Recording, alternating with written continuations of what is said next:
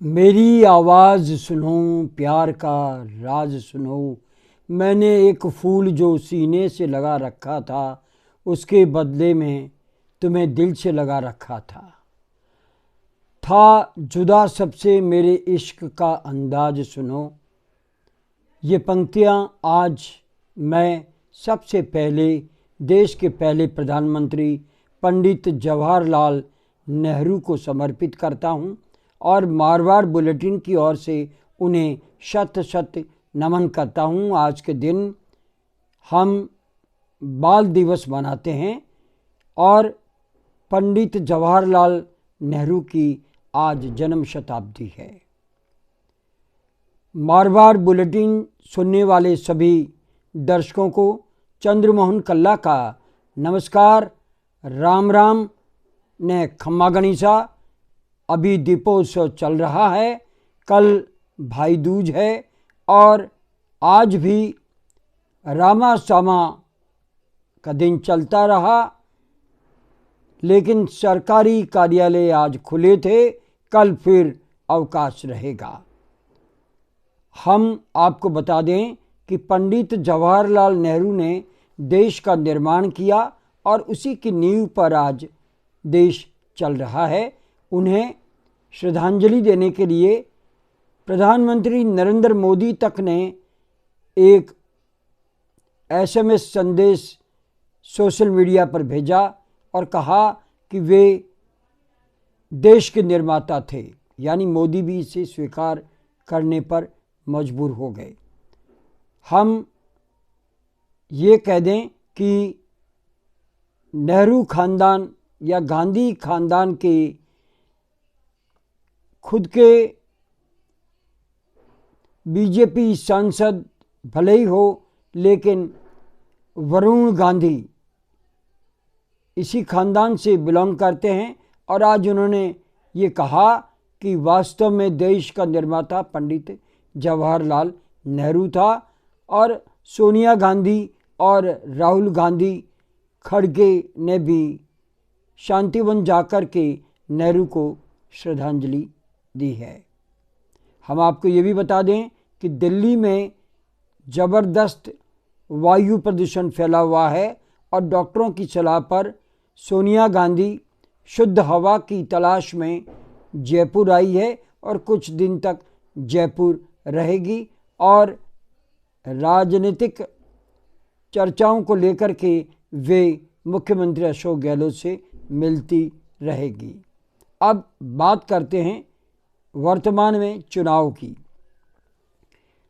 दोस्तों, राजनीति में कोई किसी का सगा नहीं होता, या ये कहूँ कि राजनीति का धंधा किसी से सगा नहीं है। अभी वर्तमान में मुख्यमंत्री अशोक गहलोत ने जो गारंटी योजना दी है और जो OPS पेंशन योजना का कानून लाने का वायदा किया है, जो 25 लाख का बीमा है उसे बढ़ाने के लिए बात कही है और महिलाओं को मोबाइल देने के बाद में हर महिला के खाते में 10,000 रुपये देने की घोषणा की है और हर व्यक्ति को 500 रुपये में गैस सिलेंडर देने के लिए भी कहा है। लेकिन दूसरी ओर प्रधानमंत्री नरेंद्र मोदी ने अपने सलाहकारों को निर्देश दिए हैं कि राजस्थान में जो नीतियां हैं उनकी काट चाहिए और उनके बराबर नहीं तो उनसे ऊपर की योजनाएं मुझे तुरंत चाहिए और पूरा PMO इसमें जुट गया है और बताया जा रहा है कि आज या कल में घोषणा पत्र भारतीय जनता पार्टी जारी करने वाली है और इस घोषणा पत्र में मुख्यमंत्री अशोक गहलोत की 7 गारंटी योजनाओं के लिए काट करने का जो योजना बनाई गई है वो सामने आ सकती है। लेकिन ये योजनाएं भारतीय जनता पार्टी को जिता सकती है या नहीं। वर्तमान समय में सर्वे भी हो गए और सर्वे का आधार क्या है ये तो पता नहीं। सट्टा बाजार भी भारतीय जनता पार्टी को लेकर के आश्वस्त है, लेकिन मुख्यमंत्री अशोक गहलोत इन सभी बातों को मानने के लिए तैयार नहीं हैं और वे वर्तमान समय में बता रहे हैं कि 90 सीटें तो वो पक्की कर चुके हैं और आने वाले 1-2 दिन में पूरा बहुमत वो तय कर देंगे, यानी 106 सीटें लाकर के अशोक गहलोत ने कहा है कि वो बताएंगे। एक एक सीट पर उन्होंने अपने मोहरे बिछा दिए हैं। अकेले अशोक गहलोत के सामने भारतीय जनता पार्टी के प्रधानमंत्री, गृह मंत्री और सभी केंद्रीय मंत्री लगे हुए हैं कि किसी तरह से इस बार जादूगर को ये बताया जाए कि ये जादू हम भी जानते हैं, लेकिन जादूगर की कला जादूगर ही जानता है। ये 3 दिसंबर को पता चल जाएगा। बहरहाल जो अशोक गहलोत की योजनाएं हैं उसे केंद्र ने भी माना है, इसलिए वो भी अब उससे ऊपर की योजनाएं ला करके लोगों को वायदे करना चाहती है चुनाव से पहले। एक बात हम आपको ये भी बता दें कि गत चुनाव में मुख्यमंत्री अशोक गहलोत ने जो वायदे किए थे वो वायदे पूरे कर दिखाए और गत 3 साल से जो मुख्यमंत्री अशोक गहलोत ने एक से बढ़कर एक योजना दी है और उस योजना को भी घर घर पहुंचाया है और उसकी जो मार्केटिंग की है उससे आम जन बड़ा खुश है। हम शहर में रहते हैं, शहर में विचारधारा अलग अलग हो सकती है, कोई भारतीय जनता पार्टी के लिए तो कोई कांग्रेस के लिए कह रहा है, लेकिन ये संवाददाता गांवों में भी गया है और गांवों के माहौल को देख करके आपको ये दावा कर रहा है कि गांवों में कांग्रेस का पर्चा भारी इसलिए है कि अब तक जो भी योजनाएं आई और सबसे बड़ी योजना स्वास्थ्य की है, क्योंकि पहले लोग बाग गांव से जोधपुर और जोधपुर से अन्य जगहों पर जाकर के अपना इलाज कराते थे, अपनी ज़मीन अपने जेवरात तक गिरवी रख देते थे और फिर भी आदमी को बचा नहीं पाते थे। लेकिन अब जो स्वास्थ्य बीमा योजना आई है, जो चिरंजीवी योजना आई है, उसको लेकर के ग्रामीण बड़े खुश हैं और उन्हें एक पैसा लगाना नहीं पड़ रहा, चाहे वो प्राइवेट अस्पताल हो चाहे वो सरकारी अस्पताल हो, एक पैसा भी उनका नहीं लग रहा है। इसको लेकर के वे बड़े आश्वस्त हैं कि अशोक गहलोत ने जो कहा वो करके बताया। और हम आपको ये भी बता दें कि अभी वर्तमान में 1-2 दिन में ही किसानों को समर्थन मूल्य का कानून लाने का दावा भी किया जा सकता है।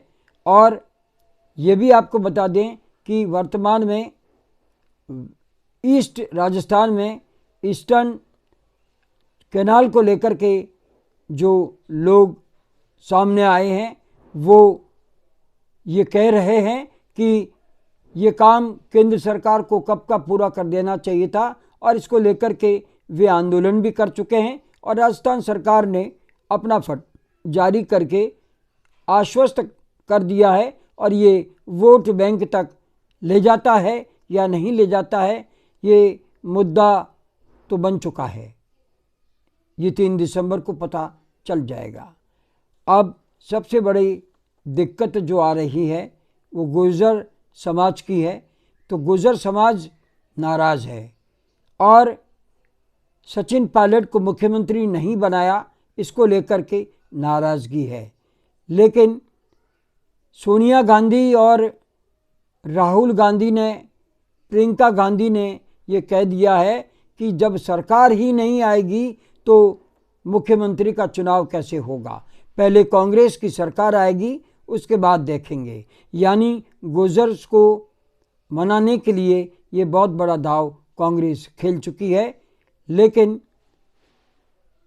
सत्ता के जादूगर माने जाने वाले, राजनीति के जादूगर माने जाने वाले अशोक गहलोत ये सफ़र भी तय करना जानते हैं और आने वाले समय में अगर कांग्रेस की सत्ता वापस आती है तो निसंदेह उस समय देखा जाएगा कि मुख्यमंत्री कौन होगा, लेकिन फिलहाल अशोक गहलोत के चेहरे पर चुनाव लड़ा जा रहा है। तो आने वाले समय में विधायक तय करेंगे कि मुख्यमंत्री कौन होगा। और वैसे भी जो टिकट का बंटवारा हुआ उसमें 100 से अधिक विधायक के टिकट का वितरण मुख्यमंत्री अशोक गहलोत ने किया बताते हैं। बहरहाल आज जोधपुर शहर और सूरसागर विधानसभा क्षेत्रों में कांग्रेस की महारैलियां निकली।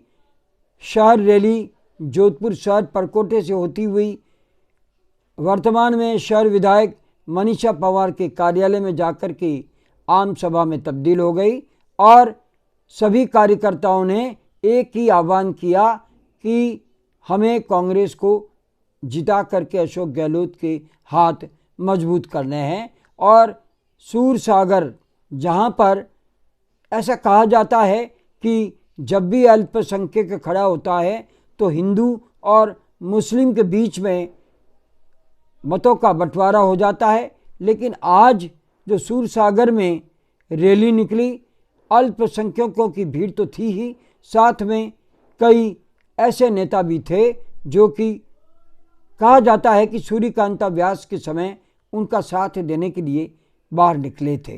वो आज कांग्रेस के रैली में शामिल दिखाई दिए।